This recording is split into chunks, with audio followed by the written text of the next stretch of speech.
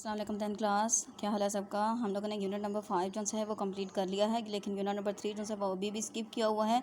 लेकिन आज हम लोग यूनिट नंबर 6 स्टार्ट करने लगे हैं। यूनिट नंबर 6 से हमारे पास है कालब और मक्ता। ये बहुत ही ज़्यादा ईजी यूनिट है। तो हमारे पास फर्स्ट ऑफ ऑल आ जाता है पेज नंबर 128। इसमें आ जाता है हमारे पास कालब क्या है, इसकी तारीफ आ जाती है। तो आप लोगों ने सबसे पहले कि याद रखना है कि आखिर किस रियाजीदान, ठीक है, ये आ जाता है हमारे पास मशहूर रियाजीदान आर्थर केले में उस रियाजीदान का नाम भी याद रखना है और सन भी याद रखना है।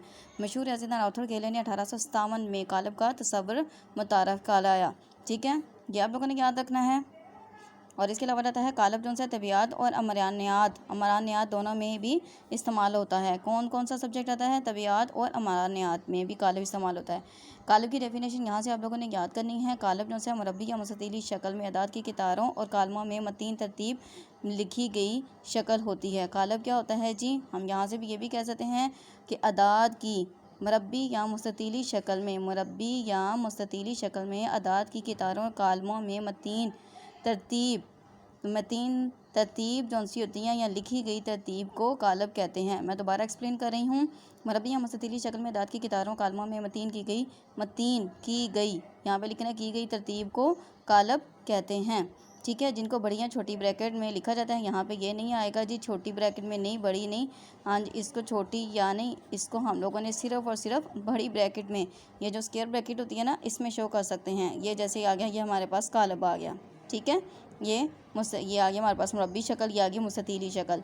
लेकिन आप लोगों ने याद रखना है कि कालब को हमेशा मुरब्बी ब्रैकेट से ज़ाहिर करना है, कभी भी छोटी ब्रैकेट ये वाली होती है राउंड ब्रैकेट, ये इसको कहते हैं दरमियानी ब्रैकेट, और ये होती है बड़ी ब्रैकेट। तो हमेशा बड़ी ब्रैकेट जो सी होगी मुरब्बी ब्रैकेट, उससे ज़ाहिर करना है, इसको मुरब्बी ब्रैकेट भी कहते हैं। अच्छा जी, अब आ जाता है हमारे पास कि कालब को कौन से हरूफ तहज्जी से ज़ाहिर किया जाता है। कालब को हमेशा बड़े हरूफ तहज्जी से ज़ाहिर किया जाता है, like A, B, C and D। और फिर इसके जो अरकान होते हैं उसको छोटे हरूफ तहज्जी से ज़ाहिर किया जाता है और इनको कहा जाता है अरकान। कालब के अरकान, इसको क्या कहा जाता है, जो इसके अंदर लिखे होते हैं इसको कहते हैं कालब का अरकान। ये हमारे पास मिसालें आ गई हैं कालब की, ये आ गया A, B और C। ये हमारे पास आ गया मुरब्बी शक्ल में, ठीक है, मुस्ततीली शक्ल मुरब्बी शक्ल, और जो कालब के अंदर लिखे होते हैं एलिमेंट्स उसको कहते हैं कालब के अरकान। ओके, अब 10th क्लास यहाँ से नेक्स्ट आप लोगों ने यहाँ से थोड़ा सा रीड आउट कर लेना।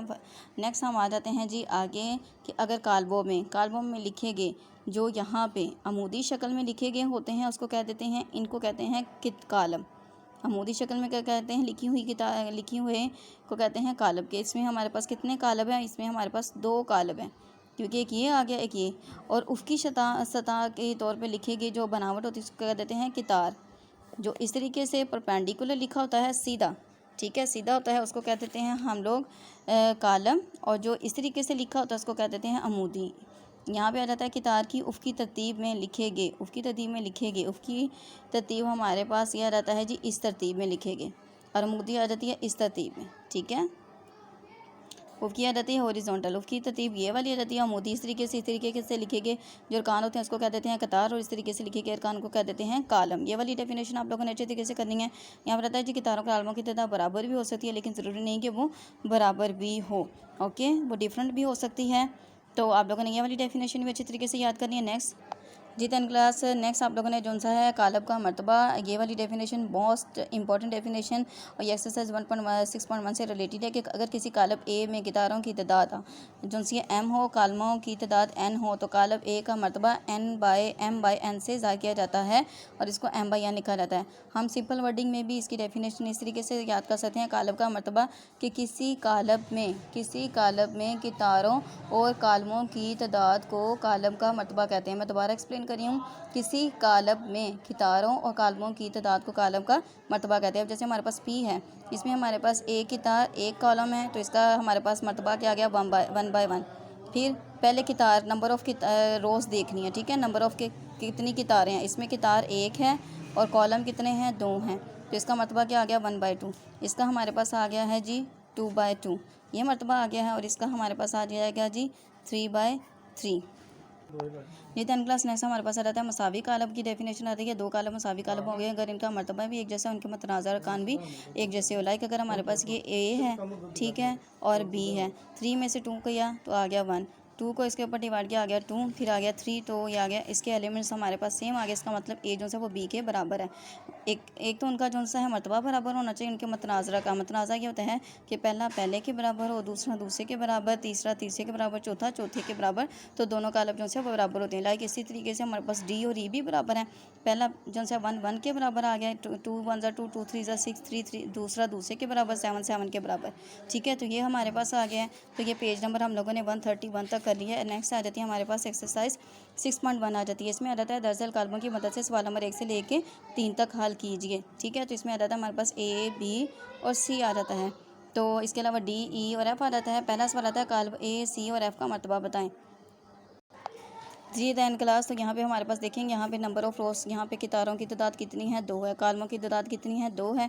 तो 2/2 आ गया, तो कालब ए का मतबा आ गया है 2/2। इस तरीके से यहाँ पे पहले कितारों की तादाद कितनी आ गई है, 3। कालमों की तादाद कितनी है, 1, तो 3/1 आ गया। अब इसका हमारे पास क्या है, 3/2 ये। और इसी तरीके से क्वेश्चन नंबर 2 है। क्वेश्चन नंबर 2 में आप लोगों ने बी, डी और ई का मतबा है, ये आप लोगों ने खुद बताना है। क्वेश्चन नंबर 3 है कालब डी की दूसरी कितार और तीसरे कालब का रुकन क्या है, तो ये हमने लिख दिया है जी। कालम डी के दूसरी जो कितार है उसके रुकन क्या है, 015 है और तीसरे कालम के रुकन 052 है। ओके, तो ये हमारे पास हो गया जी क्वेश्चन नंबर 1 2 3 4 3 हो गया। क्वेश्चन नंबर 4 आता है दरअसल कालमों में से कौन से कालम बराबर है, कौन से बराबर नहीं है। तो देखें ए किसके बराबर आ रहा है हमारे पास, यहाँ से हम लोग देखेंगे तो किसके बराबर आ रहा है हमारे पास। तो देखें,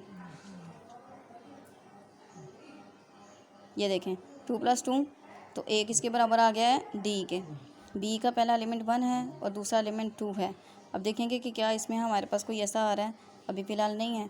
और इसी तरीके से अगर हम देखें सी 6 है और 9 है, इस तरीके से ये बराबर आ गया हमारे पास ई के। सी किसके बराबर आ गया है, ई के। आप लोगों ने इस तरीके से लिखते जाना है। और इसी तरीके से हमारे पास ये आ गया है 1 2, हमारे पास आ गया है 1 2 3 1 2। अब ये देखें के जो सा एल के बराबर है, 1 1 के बराबर, और नहीं ये वाला नहीं है, ये इसके बराबर है। एच जो सा है वो के बराबर, एच के बराबर है।